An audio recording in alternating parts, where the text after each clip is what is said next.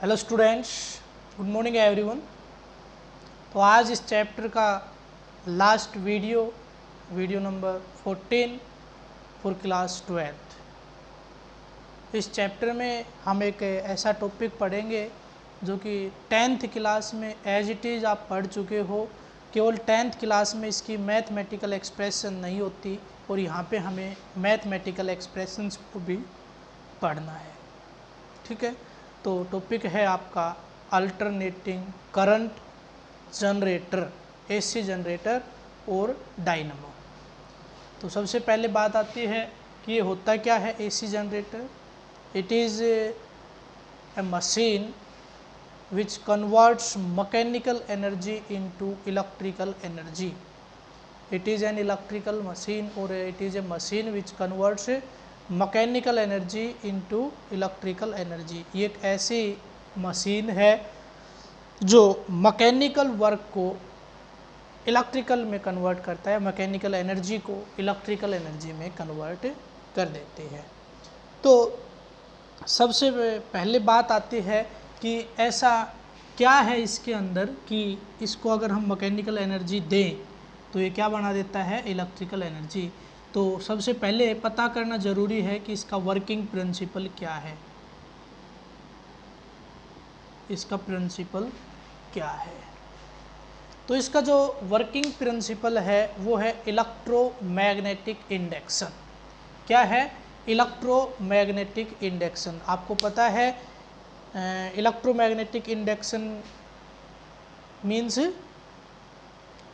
Means magnetic field की help से electric current generate करवाना। तो उसके जनरेट करवाने के 3 तरीके मैंने आपको बताए थे। उन 3 में से एक तरीका था by rotating the conductor in a uniform magnetic field. Uniform magnetic field में किसी कंडक्टर को रोटेट करते हैं, then EMF is induced in that conductor और current is starts flowing through that conductor if the conductor has having some resistance. तो वही rule यहाँ पे हम यूज़ करेंगे कि अगर हम ये कंडक्टर रखा हुआ है, मान लिया ये P क्या हुआ एक कंडक्टर है, इसको इसके अंदर रोटेट करेंगे तो ये होगा मैग्नेटिक फील्ड और ये होगा इसका रोटेशन। और रोटेट करने से मैग्नेटिक फील्ड में किसी कंडक्टर को यहाँ पे क्या होगा, EMF इंड्यूस्ड होगा। ठीक है, तो वर्किंग प्रिंसिपल क्या है, इलेक्ट्रोमैग्नेटिक इंडक्शन। क्या लिखोगे, when magnetic flux link with the coil is changes then EMF is induced in the coil. अगर हम किसी कोइल का मैग्नेटिक फ्लक्स चेंज करेंगे तो उसमें EMF इंड्यूस्ड हो जाएगा। And the direction of that induced EMF is given by Fleming's right hand rule. जो EMF इंड्यूस्ड होगा उसकी डायरेक्शन के लिए क्या यूज़ किया जाता है, फ्लेमिंग्स राइट हैंड रूल। तो अब बात आती है ये जो फ्लेमिंग्स लेफ्ट हैंड रूल और राइट हैंड रूल हैं, कौन सा कहाँ पे यूज़ होगा। दोनों में तरीके वही हैं, दोनों इसी तरह से आपके याद है ना कि फर्स्ट जो थंब है, फर्स्ट फिंगर है और सेंट्रल फिंगर या मिड फिंगर, इनको इस तरह से स्ट्रेच कीजिए कि तीनों एक दूसरे के आपस में क्या हो, परपेंडिकुलर हो। Stretch the thumb, first finger and mid finger of our left और राइट हैंड। लेफ्ट और राइट दोनों में से किसी के भी स्ट्रेच कीजिए in such a way that they are mutually perpendicular to each other, यानी सारे आपस में एक दूसरे के परपेंडिकुलर हो, यानी ये इसके साथ परपेंडिकुलर हो, ये इसके साथ और ये इसके साथ भी परपेंडिकुलर हो। इसी तरह से आपका लेफ्ट होता है और इसी तरह से राइट होता है। बट लेफ़्ट को अलग जगह पे यूज़ किया जाता है और राइट को अलग जगह पे यूज़ किया जाता है। मैंने 10th क्लास में आपको याद भी करवाया था कि लेफ़्ट को कहाँ पे यूज़ किया जाता है और राइट को कहाँ पे यूज़ किया जाता है। तो लेफ़्ट हैंड रूल को कहाँ यूज़ किया जाता है, मोटर में, और राइट हैंड रूल को कहाँ यूज़ किया जाता है, जनरेटर में। अब क्या ये लेफ़्ट और राइट हैंड रूल केवल मोटर और जनरेटर के लिए बने? नहीं, इससे पहले बहुत कुछ फ्लेमिंग ने या बहुत से साइंटिस्ट ने बता दिया था, उसके बाद मोटर और जनरेटर डिज़ाइन किए गए थे। तो इसका मतलब ये हुआ कि पर्टिकुलर रोल है कोई फ्लेमिंग्स लेफ़्ट और राइट हैंड रूल का। ऐसा नहीं है कि मोटर में लेफ़्ट लगा देंगे और जनरेटर में राइट लगा देंगे तो ख़त्म, नहीं। हाँ ये फिक्स है कि मोटर में लेफ़्ट ही लगेगा और जनरेटर में राइट ही लगेगा, ये फिक्स है। अब बात आती है कि लेफ़्ट मोटर में क्यों लगाया और राइट मोटर में राइट जनरेटर में क्यों लगाया।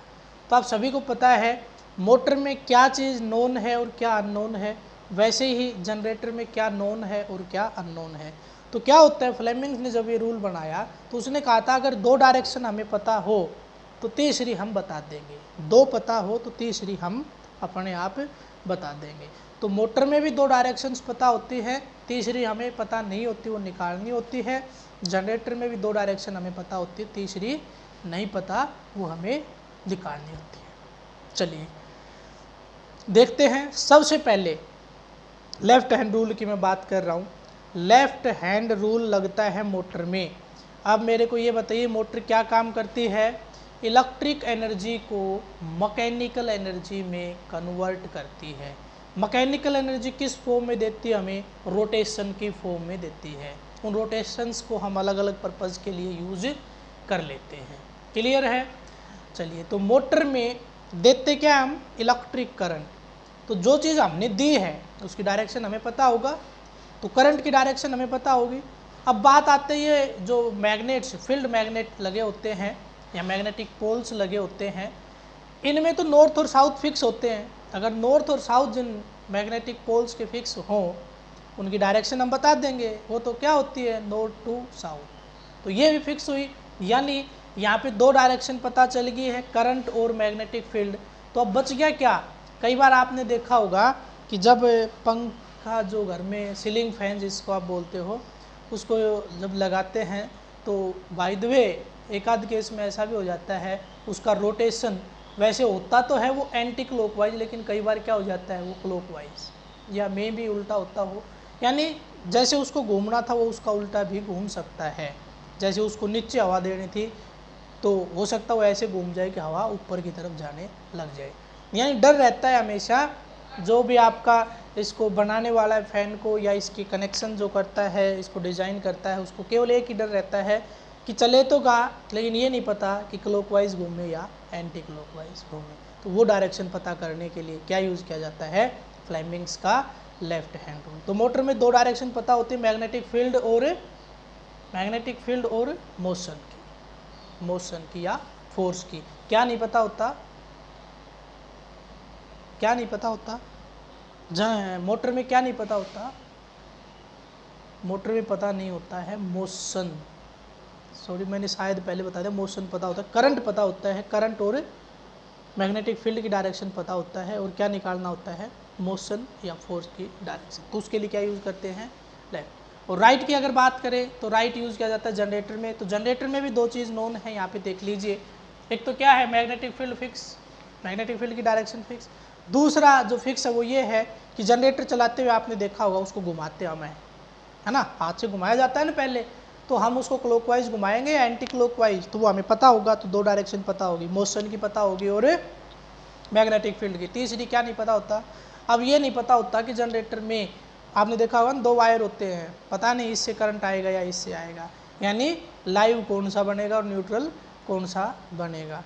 तो ये पता करने के लिए क्या यूज़ किया जाता है, फ्लेमिंग्स का राइट हैंड रूल, यानी डायरेक्शन ऑफ इंड्यूस्ड ईएमएफ और इंड्यूस्ड करंट के डायरेक्शन के लिए क्या यूज़ किया जाता है, फ्लेमिंग्स का राइट हैंड रूल। ये फिक्स है, लेफ्ट कहाँ पे यूज़ होगा, राइट कहाँ पे यूज़ होगा। याद रखने के लिए मोटर कैसे चलती है एक बार माइंड में लेके आइए, और फिर याद कीजिए जो पुराने टाइम में जनरेटर होते थे जिनको हैंडल से घुमाना पड़ता था वो कैसे चलते हैं।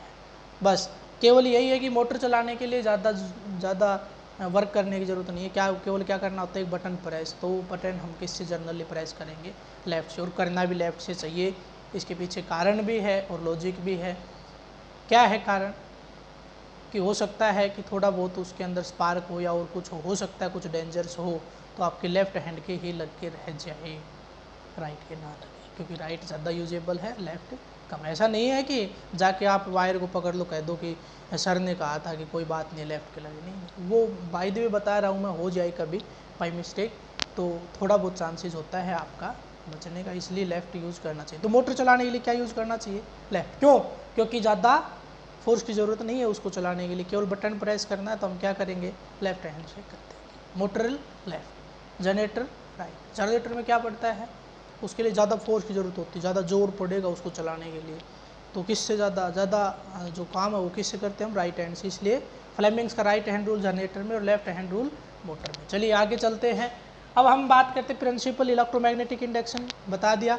तो यहाँ पे इलेक्ट्रोमैग्नेटिक इंडक्शन का यूज़ कैसे होगा कि ये जो एक कोयल बनाई है हमने, इसको रोटेट करेंगे किसके अलोंग, किसके अंदर, यूनिफॉर्म मैग्नेटिक फील्ड के अंदर। Then EMF is induced in this coil and the direction of that induced EMF is find out by the Fleming's right hand rule। किससे निकाल लेंगे, फ्लेमिंग्स के राइट हैंड रूल से निकाल लेंगे। तो दो पार्ट मैंने आपको बताए कि एक तो ये जनरेटर होता क्या है, दूसरा मैंने बताया इसका प्रिंसिपल क्या है।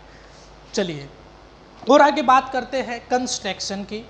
तो कंस्ट्रक्शन में सबसे पहले क्या होता है, आप याद रखिए, जब भी किसी भी डिवाइस की कंस्ट्रक्शन वगैरह या किसी मशीन या कोई भी आपके पास टॉपिक आया है और उसमें कंस्ट्रक्शन पार्ट आया है, तो कंस्ट्रक्शन पार्ट में सबसे पहला काम होता है मेन पार्ट्स लिखना, कि आप जिसके कंस्ट्रक्शन के बारे में बात कर रहे हो उसके मेन पार्ट्स क्या क्या हैं। क्योंकि कई बार क्या होता है, जिस टाइम पे हम कंस्ट्रक्शन के बारे में कुछ लिख रहे होते हैं तो एक आध पार्ट छोड़ देते हैं, तो इसलिए सबसे पहला काम क्या होता है कि आप मेन पार्ट्स वहाँ पे लिख के एक हेडिंग बना के पहले मेन पार्ट्स लिख दें ताकि कुछ भी आपका छूटे ना। तो सबसे पहले क्या करोगे, कंस्ट्रक्शन में क्या बनाओगे, सब heading main parts of an electric generator. तो सबसे पहला जो पार्ट है वो है फील्ड मैग्नेट। क्या होता है, फील्ड मैग्नेट। दूसरा जो पार्ट है वो है आपका फील्ड मैग्नेट, और उसके बाद आता है आपका आर्मेचर कोइल। आर्मेचर अभी बताते हैं थोड़ी देर में, सभी को वन बाय वन सभी को एक्सप्लेन करेंगे। आर्मेचर, उसके बाद थर्ड जो होता है वो होता है ये जो S1 S2 लगी S1 S2 लगी हुई है जिनकी रिंग शेप है, इनको क्या बोलते हैं, स्लिप रिंग, स्लिप रिंग्स। उसके बाद फोर्थ जो पार्ट है इसके नेक्स्ट B1 B2 लगे हुए हैं, उसमें भी इसमें भी ये हैं ब्रशेज। और उसके बाद आपका बस एक चीज़ की और ज़रूरत पड़ती है और वो है इसको चलाने के लिए, इसको रोटेट कौन करता रहे, ऐसा तो है नहीं हम हाथ से रोटेट करते रहेंगे, तो इसको रोटेट करेगा कौन, तो यानी एक सोर्स ऑफ एनर्जी भी हमें चाहिए, सोर्स ऑफ एनर्जी। वैसे ये सोर्स ऑफ एनर्जी एक एक्सटर्नल है, बाकी सारे के सारे इंटरनल हैं, सारे के सारे जनरेटर के अंदर होते हैं, सोर्स ऑफ एनर्जी बाहर से कनेक्टेड होता है। लेकिन आजकल क्या आगे है, सेल्फ स्टार्ट जनरेटर आगे है, तो उसके अंदर ये सोर्स ऑफ एनर्जी भी अंदर देना पड़ता है। चलिए शुरू करते हैं वन बाय वन सभी को पढ़ना। सबसे पहला दे रखा है फील्ड मैग्नेट। तो ये है field magnet, north and south pole. तो एक परमानेंट मैग्नेट के दो पोल्स यहाँ पे यूज़ किए जाते हैं, जिनके बीच में क्या रखा जाता है, आर्मेचर कोइल को प्लेस किया जाता है। And its position is in such a way that the armature coil is rotates freely without touching any magnet. इस तरह से इसको एडजस्ट किया जाता है कि आर्मेचर जब रोटेट करे तो किसी भी पार्ट के रोटेट ना करे, यानी वो फ्रीली इसके अंदर रोटेट कर सके। तो इनका काम है केवल और केवल स्ट्रॉन्ग मैग्नेटिक फील्ड प्रोवाइड करवाना। उसके बाद है आर्मेचर कोइल। ये आर्मेचर क्या होता है, आर्मेचर एक कम्बिनेशन होता है किस का, कॉपर वायर और सॉफ्ट आयरन कोर का, कॉपर वायर और सॉफ्ट आयरन कोर का। तो कॉपर के वायर की रिंग्स बनाई जाती हैं, वो हो सकता है डिफरेंट शेप्स की हों, और नंबर ऑफ टर्न्स भी आपके अलग अलग हो सकते हैं, यानी सभी वो तो डिपेंड करता है कि हमने किस पावर का जनरेटर बनाना है। तो उन जो एक वायर लिया जाता है कॉपर का और उसको वाउंड कर दिया जाता है किसके ऊपर, well laminated soft iron core, well laminated soft iron core. आपने देखा होगा जब भी आपका फैन या कोई भी मोटर जनरेटर का, तो आपने नहीं देखा होगा, जब वो ये कहते हैं कि जल गए तो उसका क्या किया जाता है, वाइंडिंग दोबारा की जाती है, वायर हटा के दोबारा ऐसे लगाए जाते हैं। तो वायर हटाने के बाद उसमें स्लॉट्स बच जाते हैं बहुत सारे, तो स्लॉट एक पर्टिकुलर मटेरियल के ऊपर ही होते हैं, वो मटेरियल जो है वो है सॉफ्ट आयरन, वो मटेरियल ही क्या है, सॉफ्ट आयरन होता है। तो सॉफ्ट आयरन के ऊपर क्या लगे होते हैं, नंबर ऑफ कोइल्स किसकी, कॉपर की। The coil are also well insulated from each other as well as from the soft iron core. जो वायर होता है ना, वायर उसके ऊपर एक इंसुलेटिंग पॉलिश की जाती है, यानी उस वायर को बीच में से कहीं पे ऐसे टच करोगे तो करंट वहाँ पे जब टचिंग पॉइंट है वहाँ से फ्लो नहीं करेगा, वो एक एंड से दूसरे एंड उसमें से घूम के ही जाएगा। ये आपको पता है कि अगर मेरे पास एक वायर है बिल्कुल सीधा जा रहा था, उसमें मैंने कट लगा के और वहाँ पे कुछ लगा दिया, तो करंट क्या करता है, शॉर्टकट पाथ को फॉलो करता है, सबसे छोटे से छोटे पाथ के अलोंग चलने की कोशिश करता है। यानी वो वायर थे आपके, उनको अगर हम आपस में टच कर दें तो अब वो कोयल जो बनाई है वो किसी काम की नहीं रह जाएगी, उसमें से डायरेक्ट करंट वहाँ चला जाएगा, उसमें से करंट डायरेक्ट वहाँ चला जाएगा, वो प्रॉपर वर्किंग नहीं कर पाएगी। इसलिए उसको क्या किया जाता है, इंसुलेटेड कर दिया जाता है, यानी उसके ऊपर एक पॉलिश कर दी जाती है इंसुलेशन की। कई बार आपने देखा होगा कि चूहे वगैरह उसको कुछ कर देते हैं, या हो सकता है कोई किसी शार्प चीज़ से उसके ऊपर कुछ खरोच वगैरह लग जाए, तो आप जब मैकेनिक के पास जाते हो तो वो कहता है कि नहीं अभी नहीं जला है, इसके ऊपर वार्निश नाम की कोई फ्लूइड या ये मान के चलिए लिक्विड सा होता है वो डाल देते हैं, ये ठीक हो जाएगा। वो वही है, वो एक इंसुलेशन ही है कि उन वायर्स को आपस में जो इंसुलेशन उनका हटा था उसके ऊपर वो डाल देते हैं ताकि फिर दोबारा इंसुलेशन लग जाए। ठीक है, तो पता चल गया आर्मेचर कोयल क्या होती है। Copper wire is wound over a soft iron core. The coils of copper wire are well insulated from each other as well as from the soft iron core. उसके बाद जो एक आर्मेचर है यही आपकी क्या करती है, रोटेट करती है फील्ड मैग्नेट्स के अंदर। नेक्स्ट पार्ट है आपका स्लिप रिंग। जो स्लिप रिंग होती हैं ये मेनली ऐसे मटेरियल की बनाई जाती हैं जो हार्ड हो, बहुत ज़्यादा हार्ड हो, तो ज़्यादातर ये ब्रास की होती हैं, पता होगा ना, जिसको पित्तल बोलते हैं। किसकी बनी होती है, ब्रास की बनी हुई होती हैं। तो अब देखिए पता होगा पित्तल जो होता है इलेक्ट्रिकल टर्मिनल्स में ब्रास क्यों यूज़ किया जाता है, उसके पीछे कारण होता है। उसके पीछे कारण ये होता है कि उसकी conductivity approximately equal to copper होती है, but its hardness is very very high than copper.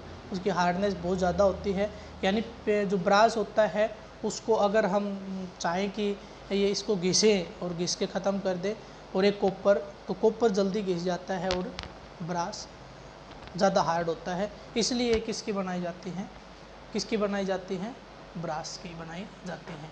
ठीक है, तो ब्रास की रिंग शेप में या ये मान के चल लीजिए कि रिंग ही बनाई जाती हैं, जिसके साथ आर्मेचर के अलग अलग रिंग के साथ एक एक एंड वेल्ड कर दिए जाते हैं, फिक्स कर दिए जाते हैं। जैसे यहाँ पे S1 के साथ ये फिक्स कर रखा है और S2 के साथ ये वाले फिक्स कर रखा है, ये वेल्ड कर दिए जाते हैं। They are rotates with the armature coil. जब ये आर्मेचर कोयल रोटेट करती है तो ये इसके साथ ही रोटेट करते हैं। उसके बाद जो मेन फंक्शन क्या होगा इसका अभी थोड़ी देर में पता चल जाएगा। देखिए उसके बाद आपका है ब्रशेज। उसके बाद क्या है, ब्रशेज। तो ये भी आपके हार्ड मटेरियल और मेनली आपकी ग्रेफाइट की बनी हुई होती हैं। इनको स्प्रिंग की हेल्प से स्लाइटली इनके ऊपर प्रेस कर दिया जाता है। स्लाइटली, ये नहीं है कि बहुत ज़्यादा प्रेस कर दिया तो वहाँ पे फ्रिक्शन होगा तो लॉसेज ज़्यादा हो जाएंगे। तो इसको बिल्कुल लाइटली प्रेस कर दिया जाता है कि इनके ऊपर, स्लिप रिंग्स के ऊपर। ठीक है, but the brushes B1 and B2 are the fix part of the generator as well as motor. जो ब्रशेज होते हैं वो मोटर में भी यूज होती है, जनरेटर में भी। ये इसका क्या है, fix part that is fixed with outer circuit. जो आउटर सर्किट के साथ साथ क्या रहता है, फिक्स रहता है। Its main function is to provide the electrical connection between rotating and non rotating part of the generator और मोटर। मोटर और जनरेटर के जो रोटेटिंग और नॉन रोटेटिंग पार्ट है उनके बीच में इलेक्ट्रिकल कनेक्शन प्रोवाइड करवाने का इनका काम होता है। तो ये आपको दिख रहा है कि मैंने कहा है कि S1 और S2 तो इसके साथ साथ, और शाफ्ट जो होती है जिससे हम आउटपुट लेते हैं, एक्सल जो होता है या जिसके थ्रू हम इनपुट देते हैं, जनरेटर में इनपुट देते हैं और मोटर में आउटपुट लेते हैं, तो उसके जो ये शाफ्ट है ये रोटेट करेगी, तो इसके साथ साथ S1 S2 भी रोटेट करेंगे।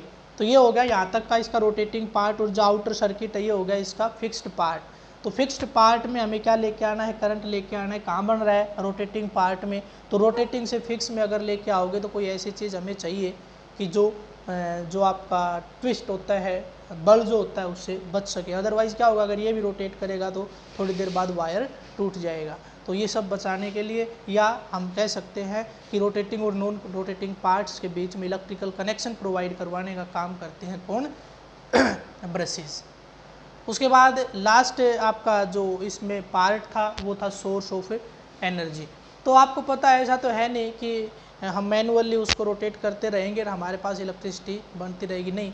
वो तो इतने कम अमाउंट में बनेगी तो उसका हम कहीं पे यूज़ भी नहीं कर पाएंगे। इसलिए यहाँ पे ज़रूरत है एक सोर्स ऑफ एनर्जी की। तो सोर्स ऑफ एनर्जी है वो आपका वाटर भी हो सकता है, सुना होगा डैम वगैरह बना के किया जाता है, यानी हाइड्रो पावर प्लांट से हो सकता है, न्यूक्लियर एनर्जी भी हो सकती है, और आपकी कोल पेट्रोलियम वगैरह भी हो सकते हैं। तो ये आपके क्या रहेंगे, सोर्स ऑफ एनर्जी रहेंगे। उस काइनेटिक एनर्जी, उस rotating kinetic energy is used as input for the generator. ऐसा कोई भी सोर्स ऑफ एनर्जी हो सकता है जिससे हमें क्या मिले, कोई रोटेटिंग या काइनेटिक एनर्जी मिले, जिसकी हेल्प से हम टरबाइन को रोटेट कर दें, और टरबाइन किसके साथ कनेक्ट कर दें, इसकी जो शाफ्ट है, इसका जो एक्सल है किसका, जनरेटर का, उसके साथ। तो ये आपकी आर्मेचर रोटेट करेगी और इलेक्ट्रिक करंट जनरेट हो जाएगा, ईएमएफ इंड्यूस्ड इसमें हो जाएगा। अब बात आती है वर्किंग की, तो वर्किंग के हम देख लेते हैं। देखिए वर्किंग में आपको बड़ा ध्यान देना है, इसलिए मेरे को 2 डायग्राम बनाने पड़ेंगे, अदरवाइज एक डायग्राम से मैं करवा देता, क्योंकि इसमें आउटर सर्किट में बार बार डायरेक्शन से जो करंट की हैं वो आपकी रिवर्स हो जाती है। वो 2 डायग्राम से ही समझ में आ सकता है, एक से समझ में नहीं आएगा। चलिए देख लेते हैं। सबसे पहले क्या करते हैं, with the help of turbine we rotates the armature which is placed in such a way that whose axis of rotation is perpendicular to the direction of magnetic field।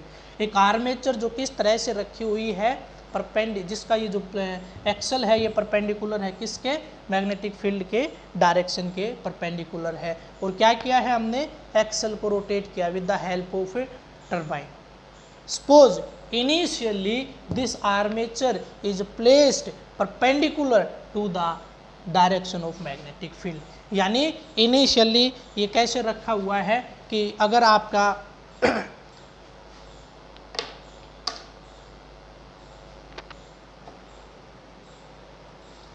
इस तरह से अगर मैं बात करूं कि एक तरफ तो है आपका मैग्नेटिक फील्ड, इधर है आपका मैग्नेटिक फील्ड, ऐसे ऐसे जो पोल हैं वो रखे हुए हैं।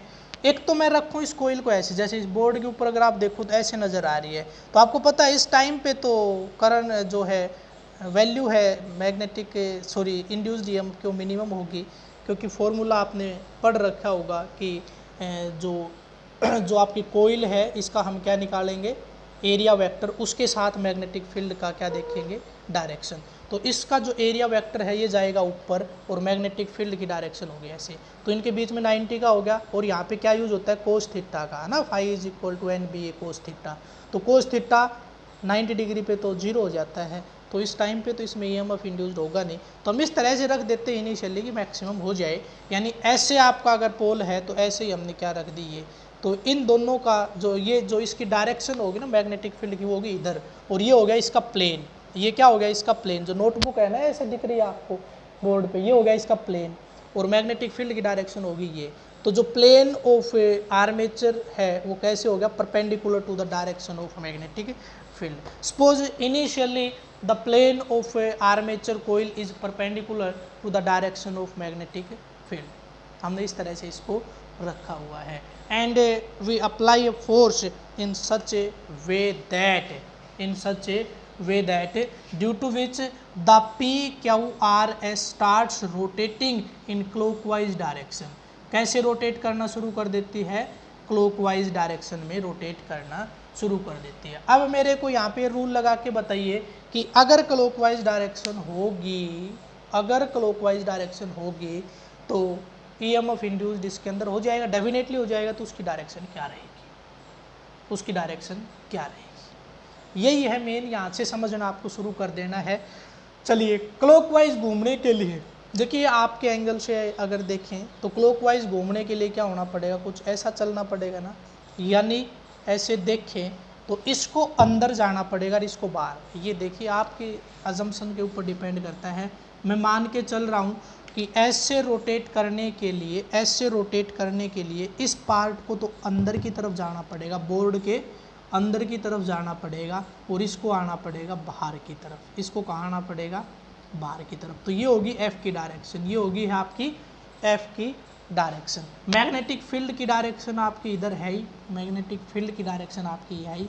बी मिल गया और क्या मिल गया, एफ मिल गया। फॉर्मूला क्या होता है, father mother child, force magnetic field electric current. Set कीजिए, ये क्या था आउटवार्ड ना, ये क्या था आपका आउटवार्ड। आउटवार्ड तो फोर्स को लगा देता हूँ बाहर की तरफ। उसके बाद आता है मैग्नेटिक फील्ड, तो बाहर की तरफ ये और मैग्नेटिक फील्ड इधर, तो ऐसे बन गया, लग गया।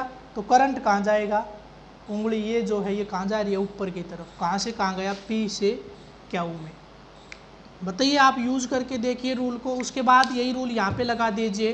तो अब की बार फोर्स है अंदर की तरफ, फोर्स है अंदर की तरफ, तो मैग्नेटिक फील्ड है इधर, तो करंट कहाँ हो जाएगा, नीचे की तरफ। तो यहाँ पे करंट हो गया नीचे की तरफ। ये बात सही है कि नहीं है। अब देखिए करंट का जो फ्लो है वो इसके अंदर कुछ ऐसा हुआ, यहाँ से यहाँ जाके और यहाँ आ गया। तो आउटर सर्किट में करंट कहाँ से कहाँ हुआ, B2 कहाँ हुआ, B1 से B2।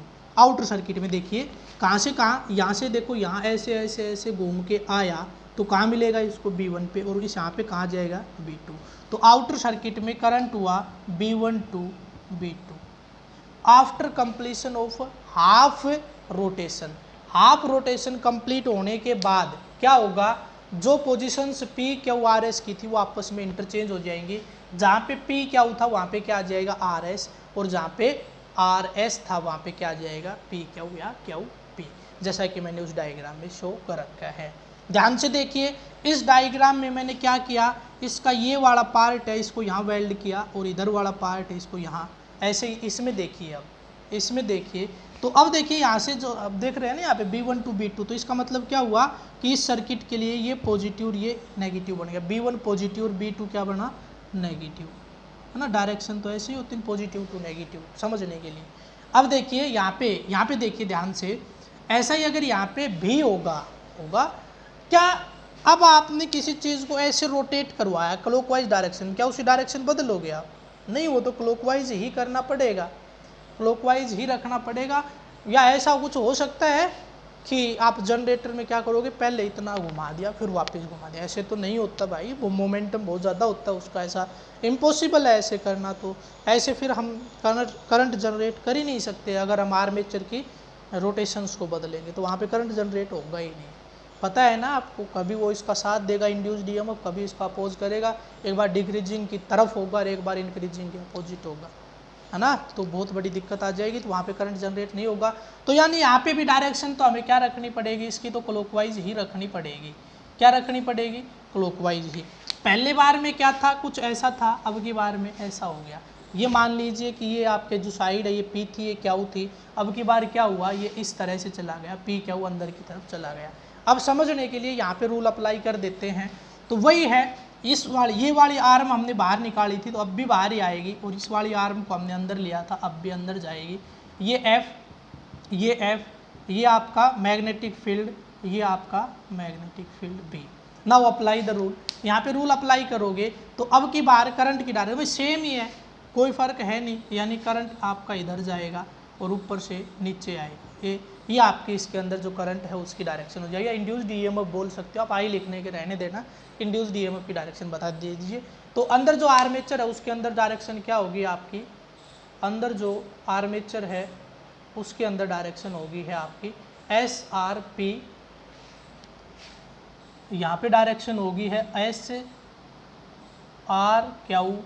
और यहाँ पे डायरेक्शन क्या थी, PQRS, अंदर आर्मेचर में। अब यहाँ पे देखिए, यहाँ पे क्या हुआ कि रोटेशन के साथ ये देखिए, ये टर्मिनल वेल्ड कर रखा था, तो जब ये घूम के आएगा तो कहाँ जाएगा, इधर, घूम के आएगा तो कहाँ गया, इधर, और ये वेल्ड कर रखा था किसके साथ, किसके साथ, यहाँ पे। जब ये हाफ रोटेशन पूरा होगा तो ये कहाँ जाएगा, इधर। ये कहाँ ले लिया मैंने, इधर। बस डायग्राम में यही चीज़ है समझने की, डायग्राम में यही चीज़ समझने की है और यहीं से आपका रिजल्ट मिल जाएगा। तो अब देखिए करंट कहाँ से कहाँ आया, यहाँ से यहाँ कहाँ गया, पहले B2 के पास, फिर कहाँ जाएगा B2 से B1 के पास। तो यहाँ पे क्या हुआ B2 टू B1, यानी ये पॉजिटिव ये नेगेटिव। ऐसे ही हर हाफ रोटेशन के बाद आउटर सर्किट में डायरेक्शन रिवर्स होती रहेगी। हैंस द इंड्यूस्ड ईएमएफ और इंड्यूस्ड करंट इज अल्टरनेटिंग। तो हम कह सकते हैं कि यहाँ से इंड्यूस्ड ईएमएफ या इंड्यूस्ड करंट जो होगा वो क्या होगा, अल्टरनेटिंग रहेगा, एसी की फॉर्म में रहेगा। तो ये थी इसकी वर्किंग। उसके बाद आती है एक्सप्रेशन फॉर इंड्यूस्ड ईएमएफ। तो आप निकाल चुके हो इंड्यूस्ड ईएमएफ के लिए एक्सप्रेशन, तो नोट कीजिए फटाफट। Let us consider n is the number of turns, n is the number of turns, a is the face area of the armature, face area of each turn of the coil, face area of each turn of the coil। वैसे देखिए कोयल जो होती है ना वो एक के ऊपर एक की जाती है, तो उनका जो एरिया होता है वो थोड़ा थोड़ा डिफरेंट होता है, लेकिन नाक के बराबर उनके अंदर जो डिफरेंस होता है, इसलिए उसको क्या लिया जाता है, फिक्स लिया जाता है। उसके बाद है theta, that is the angle which makes the area vector of this coil with direction of magnetic field. इसके ऊपर एरिया वेक्टर डाल लेंगे और ये क्या रहेगा आपका मैग्नेटिक फील्ड। इसके बीच में एंगल है उसको क्या बोल लेंगे, थीटा हम लेके चल रहे हैं। Suppose the coil is rotates with an angular velocity omega. ये कोइल है किस वेलोसिटी से रोटेट कर रही है, ओमेगा से रोटेट कर रही है। Now at any instant t magnetic flux will be given by phi is equal to NAB cos theta, NAB cos theta। ये क्या होता है, एंगुलर डिस्प्लेसमेंट। थीटा क्या होता है, एंगुलर डिस्प्लेसमेंट। अब मैं चाहता हूँ कि यहाँ पे क्या यूज़ करके दिखाऊँ, ओमेगा का यूज़ करके दिखाऊँ। We know that velocity is equal to displacement upon में टाइम, और displacement is equal to omega T. यानी मैं क्या यूज़ कर सकता हूँ, थीटा की जगह पे ओमेगा टी यूज़ कर सकता हूँ। तो phi is equal to NAB cos omega T. ये मेरे पास आ गई है equation, phi is equal to. Now according to Faraday's law of electromagnetic induction, E is equal to minus of d phi by dt, E is equal to minus of d phi by dt। Now place the value of phi। इस equation में phi की value रखोगे, minus बाहर रखता हूँ, NAB को भी बाहर ले आता हूँ, NAB को भी बाहर ले आता हूँ। कोस ओमेगा टी का डिफ्रेंसिएशन होता है साइन ओमेगा टी, और वो भी माइनस, तो माइनस से माइनस हुआ ख़त्म, और ये आ गया आपका साइन ओमेगा टी। अब बात आती है एंगल की, तो एंगल है आपका ओमेगा टी, तो टी तो है आपका जिसके रेस्पेक्ट में हम कर रहे हैं वो, तो हम क्या निकालेंगे यहाँ पे, इस एंगल का अलग से निकालेंगे तो ये ओमेगा और आ जाएगा। तो E is equal to omega NAB sine omega t. Now we can write E is equal to E naught sin omega t, where E naught is equal to NAB omega, where E naught is equal to NAB omega। If R is the resistance which is applied across the outer circuit, then the current I is flows through that circuit। मान लिया कि outer circuit में जब हम resistance R लगाएंगे तो इस circuit के अंदर करंट I फ्लो करने लग जाता है, and we know that I is equal to V upon R। तो I is equal to E by R, ये मेरे पास आ जाएगा, I is equal to E by R। Therefore I is equal to E by R, यानी E naught upon में R sine omega t, और I is equal to, इसको मैं मान लेता हूँ आई नोट, तो ये हो गया है आई नोट साइन ओमेगा टी। तो ये मेरे पास आ गया इंड्यूस्ड करंट, और ये आया था आपके पास induced EMF, E is equal to E nought sine omega T. ये मेरे पास इंड्यूस्ड ईएमएफ था और ये आ गया है इंड्यूस्ड करंट। अब आप लिखोगे both induced EMF as well as current sinusoidally या वेरी साइनोसॉइडली विद टाइम, दोनों ही टाइम के साथ साथ एक साइन वेव की तरह क्या होंगे, चेंज होंगे। उसके बाद जो आप है सोर्स ऑफ एनर्जी, उसमें ये बता सकते हो कि क्या क्या यूज़ कर सकते हैं। तो एक तो मैंने बताया था हाइड्रो पावर प्लांट यूज़ होता है, एक थर्मल पावर प्लांट यूज़ होता है और एक न्यूक्लियर पावर प्लांट यूज़ होता है। सभी में काइनेटिक एनर्जी यूज़ की जाती है, किसको, टरबाइन को रोटेट, सभी में एक एनर्जी यूज़ की जाती है टरबाइन को रोटेट करने के लिए। वहाँ से आपको रोटेटिंग काइनेटिक एनर्जी मिलती है, उसको कपल्ड कर दिया जाता है जनरेटर के साथ। तो हाइड्रो पावर प्लांट में आपको पता है क्या होता है, वाटर को स्टोर किया जाता है एक हायर लेवल पे और प्रेशर से टरबाइन के ऊपर डाल दिया जाता है, तो टरबाइन रोटेट करता है और टरबाइन की शाफ्ट को कनेक्ट कर दिया जाता है किसके साथ, जनरेटर के साथ। तो वहाँ से इलेक्ट्रिक करंट या ईएमएफ इंड्यूस्ड हो जाता है। उसके बाद आता है thermal power plant. Thermal power plant में आप सभी को पता है कि क्या किया जाता है कि थर्मल पावर स्टेशंस में वाटर को बॉईल किया जाता है और वहाँ से बनते स्टीम, और स्टीम को प्रेशराइज्ड प्रेशर हाई प्रेशर के साथ किसके ऊपर डिपॉजिट किया जाता है, टरबाइन की विंग्स के ऊपर, जिससे टरबाइन रोटेट करेगा। और टरबाइन की शाफ्ट को कपल्ड कर दिया जाता है किसके साथ, जनरेटर की शाफ्ट के साथ, जिससे आपकी आर्मेचर कोइल रोटेट करेगी and hence EMF is induced in the circuit. उसके बाद आता है nuclear power plant. Nuclear power plants में जो फ्यूल है वो न्यूक्लियर एनर्जी यूज़ की जाती है, ना कि कोल और पेट्रोलियम। बाकी तरीका वही होता है, टरबाइन को रोटेट किया जाता है। उसके बाद आता है आपका मेन जो यहाँ पे कई बार पेपर में पूछा जाता है, what are the differences between AC and DC. तो उसमें एडवांटेज और डिसएडवांटेज दोनों बतानी है, advantage of AC over DC और disadvantage of AC over DC. ठीक है, तो चैप्टर आपका कंप्लीट हो गया है। छोटा सा टॉपिक है, आपका पढ़ा हुआ भी है। कल जनरेटर आपका ट्रांसफॉर्मर हुआ था, तो इन दोनों टॉपिक्स में अगर कोई प्रॉब्लम रहेगी हो तो आप मेरे से डिस्कस करें। और आज ट्रांसफॉर्मर के और जनरेटर के दोनों के मिला के कम से कम 5 न्यूमेरिकल, 5 ट्रांसफॉर्मर के और 5 जनरेटर के मेरे पास सेंड करने हैं, मेरे से शेयर करने हैं।